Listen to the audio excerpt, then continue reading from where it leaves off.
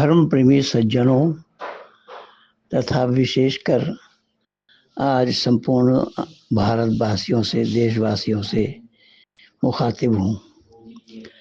अभी अभी मैं सुबह से ही टेलीविज़न खोल करके बैठा था और लोकसभा अध्यक्ष की चुनाव ध्वनिमत से पारित हुई है।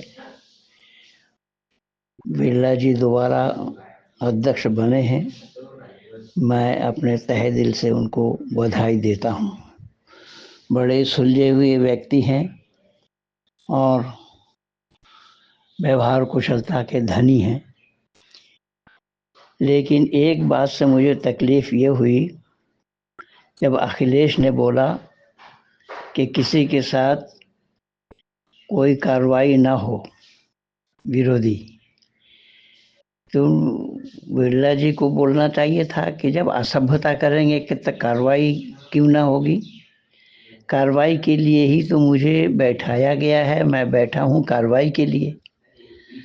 और सदन में बैठ करके, सदन में खड़ा होकर के अगर भारत विरोधी बातें करे, जैसा कि वो असदुद्दीन ओवैसी ने बोला फ़लस्तीन की जय, इस प्रकार की बात अगर कोई करे तो उस पर कार्रवाई क्यों ना होगी। ये बिरला जी को कहना चाहिए था, लेकिन नहीं कह पाए। मुझे इस बात से दुख है। चलो, आज शुरुआत है, हो सकता है कि आगे आगे देखते हैं होता है क्या। बाकी सदन की गरिमा को बनाए रखना भी विरोधियों का काम है। जो विपक्ष के लोग हैं उन्हें भी तो चाहिए कि सदन की गरिमा, राष्ट्र की गरिमा, भारतीयता को उजागर करने के लिए वो भी तो जिम्मेदार हैं। जब उन्होंने ईश्वर के नाम से शपथ लिया है, शपथ पत्र में सबने जब शपथ लिया, उस प्रोग्राम को भी मैं देखा, सबने बोला ईश्वर के नाम से शपथ लेता हूँ। जब ईश्वर के नाम से शपथ लिया है तो फिर उसका विरुद्ध आचरण करना ये कौन सा मानवता का काम होगा। इसलिए इस पर आप लोगों ने पिछले सदन में देखा होगा कि उपराष्ट्रपति जी का मखौल उड़ा रहे थे एक बंगाल के सदस्य। मिमिक्री बताया जा रहा था, मिमिक्री कर रहे हैं। अब मिमिक्री करो चाहे बिक्री करो, उपाध्यक्ष का अपमान इस तरीके से करना ये कौन सा मानवता के दायरे में आता है। और जब वो उपराष्ट्रपति बंगाल के गवर्नर थे तो उन दिनों में उनके साथ ऐसा ही दुर्व्यवहार हुआ। तो खैर, कुल मिला करके मेरा कहने का मकसद और उद्देश्य ये है कि भारत एक गरिमापूर्ण देश है, भारत एक मर्यादापूर्ण देश है। इसकी मर्यादा को अक्षुण्ण रखने के लिए आप लोगों ने सब ने शपथ लिया है। मैं आप सभी सदस्यों को शपथ पत्र की बात याद दिलाता हूँ और उस शपथ पत्र के आधार पर मैं ये भी कहना चाहूँगा कि जो लोग इस हॉल का विरोध किया था उन्हें जाकर कम से कम इसमें बैठना नहीं चाहिए था। और फिर जो व्यवस्था दी गई उस व्यवस्था पर भी अखिलेश यादव ने टिप्पणी करी है कि अध्यक्ष का पद ऊपर होता है। पहले जिस सदन को छोड़ रहा है पद ऊपर में था, अब यहाँ आ गए, बीच में दरार दिखाई दे रहा है आदि। भाई, तुम्हारा जैसा नल खोल करके तो नहीं ले गए ना सरकार का। सरकारी नल खोल करके ले जाने वाला दूसरे को उपदेश दे रहा है। इससे बड़ी विडंबना और क्या है, इससे बड़ा दुर्भाग्य और क्या है। केवल इतना ही नहीं, साथ साथ अखिलेश पार्टी ने ये भी किया है कि मर्यादा पुरुषोत्तम राम के साथ, जहाँ मर्यादा पुरुषोत्तम राम का नारा लगाया जा रहा है, वहीं पर जो अयोध्या से जीता उसका नारा लगा रहा है। मर्यादा पुरुषोत्तम राम के समतुल्य मानना किसी व्यक्ति को, किसी मानव को, ये कितना बड़ा दुर्भाग्य है। अखिलेश यादव को ये अकल भी नहीं है, इसीलिए मैं इसको अकललेस नाम रखा है कि अकल नाम की कोई चीज़ इसके पास नहीं है। ये क्या कंप्यूटर पढ़ा, क्या इंजीनियरिंग पढ़ा, ईश्वर जाने। और इसमें देखेंगे इन लोगों के हुर्मती को, अपने श्रीमती को भी अपने पास बिठा रखा है, इतना भी नहीं कह पाया कि सर में कपड़ा डाल करके बैठो। आप लोगों ने देखा कि अखिलेश की पत्नी किस प्रकार से बैठी है, सर में कपड़ा नहीं है। अरे भारत की बहू है, कम से कम भारत की गरिमा को, अपने परिवार की गरिमा को, यदुवंश की गरिमा को बनाए रखना चाहिए था, लेकिन वो तरीका भी इन लोगों के पास नहीं है। इससे अंदाज़ा लगा लीजिए कि ये लोग सभ्य हैं या असभ्य हैं। वे सभा में बैठने के लिए जब सभ्यता नहीं है, सभा में किस तरीके से बैठना चाहिए वो नहीं जानते हैं, तो सभा में या सदन में बैठने का क्या अधिकार है, इसको ध्यान में रखना। अरे सदन की गरिमा को तो समझो पहले, सदन में बैठने लायक तो बनो पहले। सदन में बैठने लायक ही नहीं हो। अगर अखिलेश पत्नी श्रीमती अखिलेश अगर सर में कपड़ा डाल करके बैठती तो क्या महाभारत बिगड़ जाता। बहुत सी महिलाएं हैं जो सर में कपड़ा डाल करके बैठी हैं, ऐसी सदस्या को मैं बहुत देखा।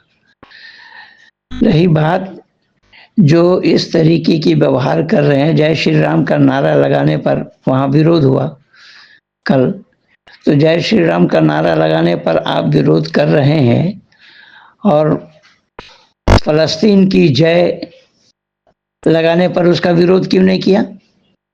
जब असदुद्दीन ओवैसी फलस्तीन का जय बोल रहा है, जय भीम जय, ये वो दुनिया भर, असदुद्दीन ओवैसी इस तरीके की बात करे, एक बैरिस्टर हो करके, वो बैरिस्टर हो करके कानून के खिलाफ बोल रहा है फलस्तीन की जय।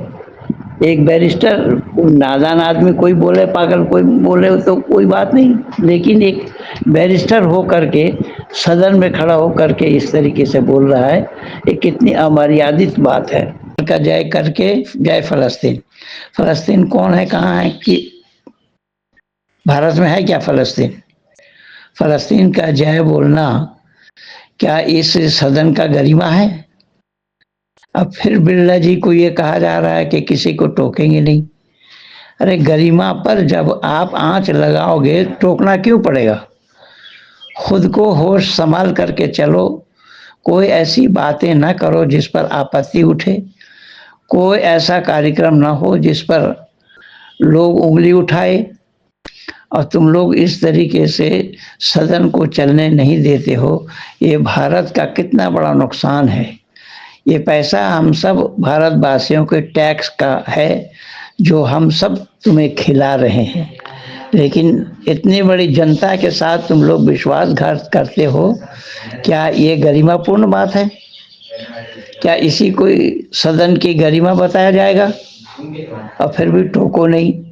ये बात कितनी दुर्भाग्यपूर्ण है, ये बात कितना गलत है कि इस तरीके का काम करे और भावना इस प्रकार रखे।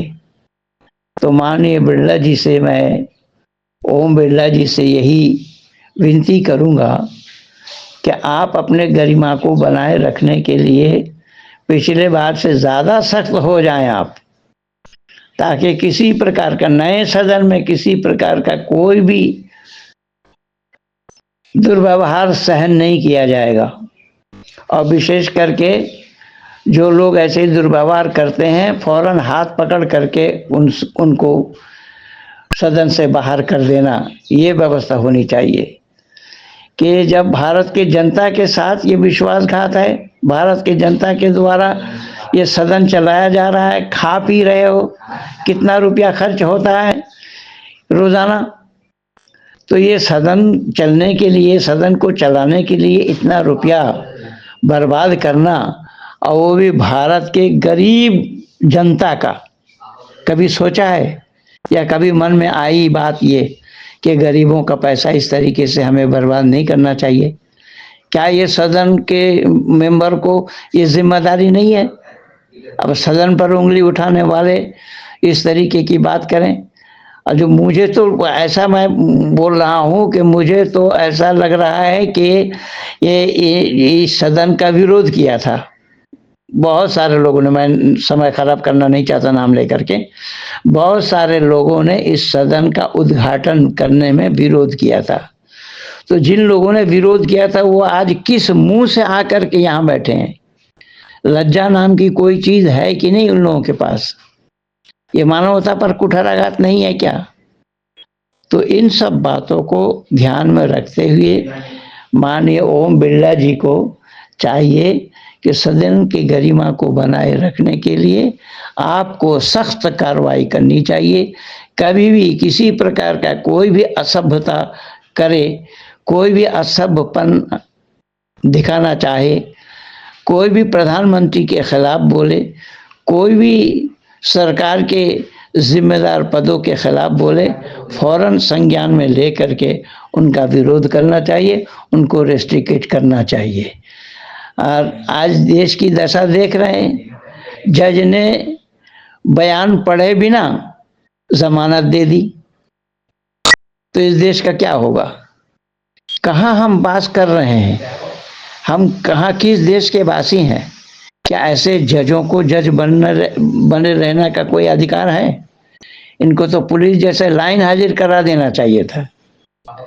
तो ये सब सरकार को जिम्मेदारी निभानी होगी, सरकार को इस पर शिकंजा कसना होगा, जिससे कि भारत के लोगों को शांति व्यवस्था मिले, भारत के लोगों को अच्छी लगे बात सुन करके, भारतवासियों को न्याय मिले।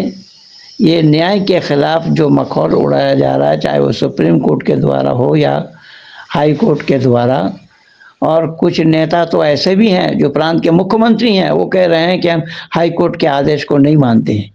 तो इस पर कोई संज्ञान नहीं लेना चाहिए। भाई सरकार चलती है डंडे से, साम दाम दंड भेद ये बताया गया है हमारे शास्त्र में। तो जब तक आप सख्ती नहीं बरतेंगे, उंगली टेढ़ी किए बिना घी निकाले, तो ये संभव नहीं है। उंगली टेढ़ी करना ही पड़ेगा। जो अनुशासनहीनता की बात करे, जो अनुशासनहीन हो, जो अनुशासन के खिलाफ काम करे, फौरन उसको संज्ञान में ले करके उसको रेस्ट्रिकेट करना चाहिए। हमारी नीति भी यही है। हमारे अष्टाध्यायी के प्रथम सूत्र में ही शब्द अनुशासनम, ये शब्द आया है। अनुशासन ही मानव का जीवन है। अगर मानव जीवन में अनुशासन नहीं, तो वो मानव में गिनती उसकी नहीं होगी। इसीलिए माननीय बिरला जी से मैं पंडित महेंद्र पाल आर्य विनती करूँगा। मैं एक राष्ट्रवादी हूँ, मैं भारतीय हूँ। मैं 41 वर्ष से सत्य सनातन वैदिक धर्म के प्रचार और प्रसार करने में लगा हुआ हूँ, और सत्य धर्म के प्रचार प्रसार में मैं अपना समय लगाता हूँ। मैं आपसे विनती करूँगा कि आप मेरी बातों को ध्यान में रखते हुए, मैं इसको वीडियो बना करके जनता जनार्दनों के बीच में भेज रहा हूँ, और पीएमओ ऑफिस में भी भेजूँगा। मैं चाहूँगा कि आप मेरी बात को अन्यथा न लें। मैं शब्द अनुशासनम, जो हमारा प्रथम सूत्र है अष्टाध्यायी के, उसे सामने रख करके मैं इन सब बातों को कहा कि अनुशासन ही मानव का जीवन है। हर जगह अनुशासन चाहिए। अनुशासनहीनता मानव को गर्त में ले जाता है। इन्हीं शब्दों के साथ मैं अपनी बातों को यहीं पर विराम दे रहा हूँ। माननीय ओम बिरला जी को नमस्ते, नमस्ते प्रधानमंत्री जी को नमस्ते, और सदन के सारे सदस्यों को नमस्ते। धन्यवाद।